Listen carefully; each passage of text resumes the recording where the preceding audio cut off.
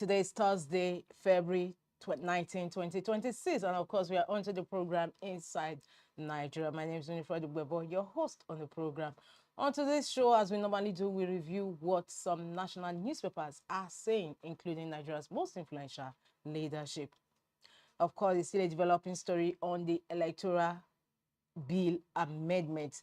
And today's stories in all the papers we are reviewing this morning say, TINUBU, why I signed electoral reform bill into law. Of course, it's no longer news that President Bola Ahmed Tinubu signed the controversial electoral bill into law yesterday. Of course, we also have the picture of the president assenting to the bill, gracing the cover of leadership.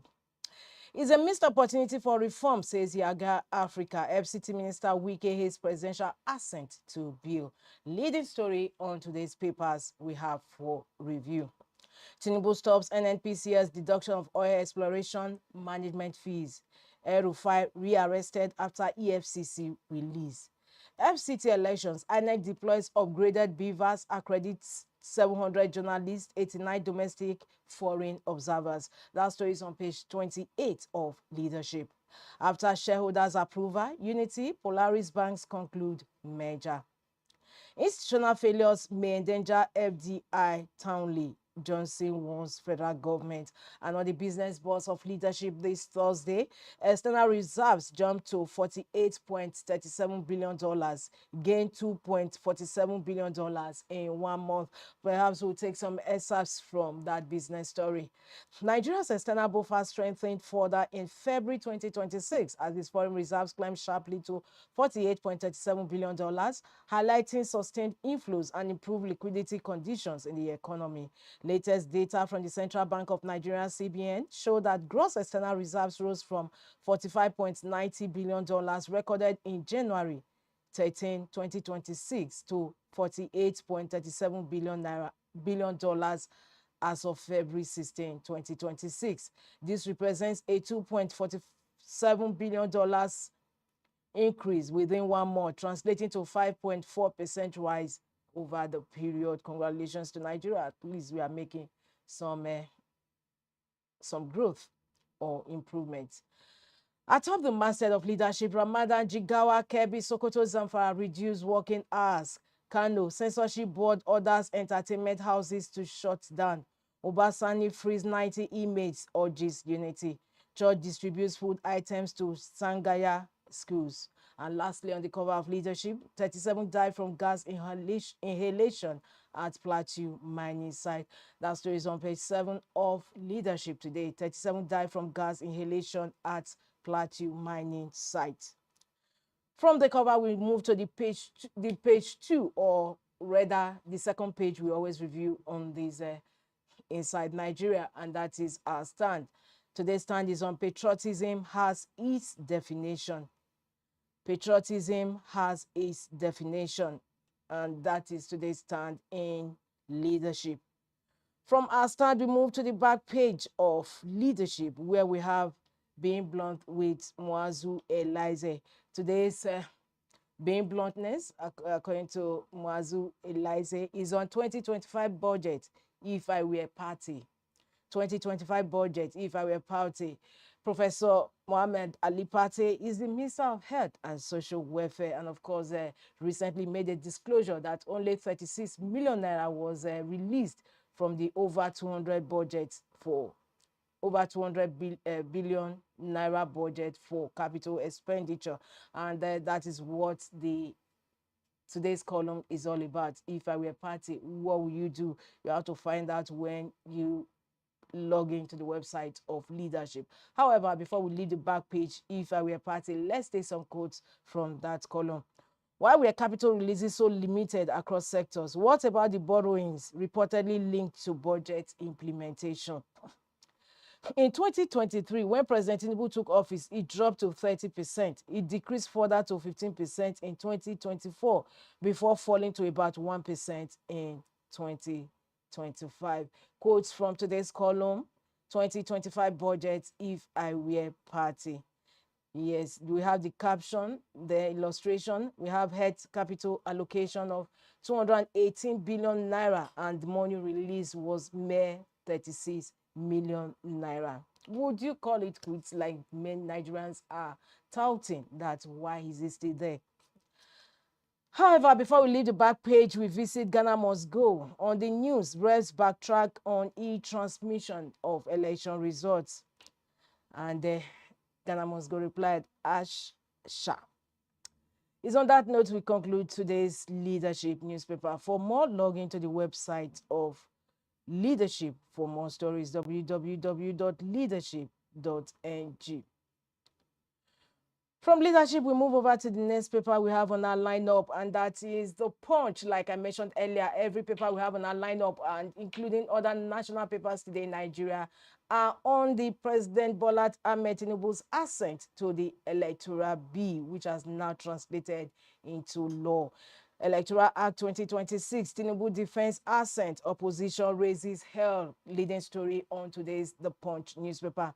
PDP Labour Party raised red flags. Tinubu defies protest as APC predicts credible poll.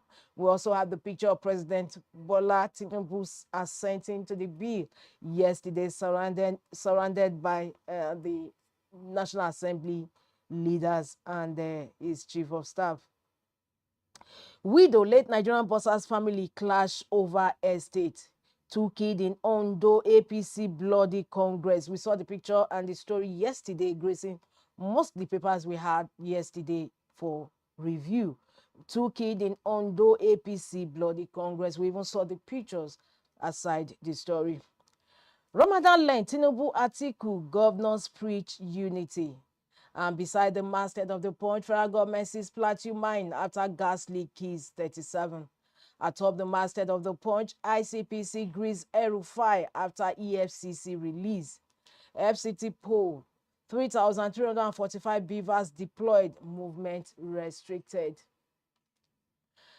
Forest for business travel soars by 366% to $672 million. That story is on page 9 of the Punch newspaper this Thursday. For more, log into the website of the Punch for continuation of those headline stories. We move ahead to the next paper on our lineup, and that is Daily Sun. Daily Sun also has the same leading story on the electoral Tinubu's assent to electoral bill. It says Tinubu ignores opposition, signs electoral amendment bill into law. Leading story on today's Daily Sun newspaper. CJN corruption allegations against judicial officers must be evidence-based. That is Chief Justice of Nigeria, CJN, says corruption allegations against judicial officials must be evidence-based. We are owed 6 trillion naira operationally strained, Gencos cry out. Tinubu governors preach peace at length Ramadan. Coincidence of the two rest season of hope for Nigeria, Obi. 2026 UTME registration hits 1.5 million as February 26 deadline approaches. 11 die as ancestral tree crashes on bus in Enugu community. And lastly, beside the masthead of Daily Sun, Ebonyi, man, wife, son, tortured, banished over traditional stew. And that also concludes review of front headline stories on Daily Sun this Thursday. For more, log into the website of Daily Sun newspaper. We move ahead to the next paper we have on our lineup, still same leading story, and that is Vanguard. Vanguard says from Tinubu, e-transmission of poll results can't replace manual. Says amended Electoral Act 2020, signs amended Electoral Act 2026 into law. INEC's position on e-transmission of election results. Of course, you want to find out what INEC's position on transmission of election result is when you log into the website of Vanguard. However, we'll continue with the review. APC Congress, 2 feared kids, 5 injured, vehicle burnt in Ondo. Failure of institutions deterring FDI in Nigeria, says Townley Johnson. Tinubu signs executive order to end NNPC's 30% oil revenue cut, and that concludes review of front headline stories on Vanguard this Thursday. For more, log into the website of Vanguard newspaper. We move ahead to the next paper and the last paper we have on our lineup for review this Thursday, and that is The Guardian. The Guardian says 2027 credibility battle shifts to INEC as Tinubu signs amended Electoral Act. That story is on page 6 of The Guardian. However, The Guardian has illustration beneath that leading story. 2027 credibility's battle shifts to INEC as TINUBU signs amended Electoral Act. Electoral B 2026 comprehensive public guide. Let's see some public guide in the Electoral Reform Act just signed into law.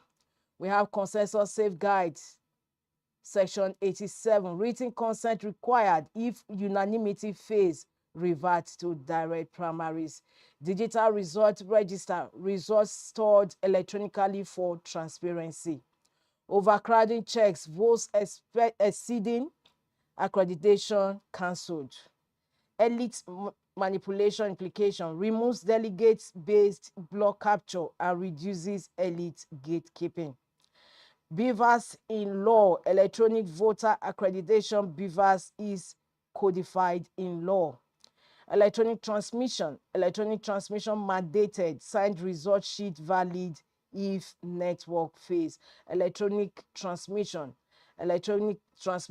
mandated is mandated, unlike the previous 2022 Electoral B we had, where it was not actually mandated. And Supreme Court, when the litigation went before the Supreme Court said it was not legalized in the Constitution. However, now it is mandated. Stronger penalties, result falsification attracts minimum of 10 years imprisonment. Result falsification attracts minimum of 10 years imprisonment. Clear timelines, notice 300 days before polling. Candidate submission 120 days. And mode of primaries, section 42, section 64(2), direct primaries or consensus only, indirect primaries removed. These are the comprehensive public guide in this new Electoral Act 2026. And these are illustrations beneath the leading story today. 2027 credibility battle shifts to INEC as TINUBU signs amended Electoral Act. FCT polls, INEC pledges e-transmission of results. Mixed reactions, protests, trade data, APC World Congresses. APC is presently holding its congresses across the states of the nation. And of course, the one that held in Ondo State has been greeted with toggery and mayhem. We saw the picture of the APC chairman of Ondo State being hospitalized yesterday as a result of a mob action by thugs.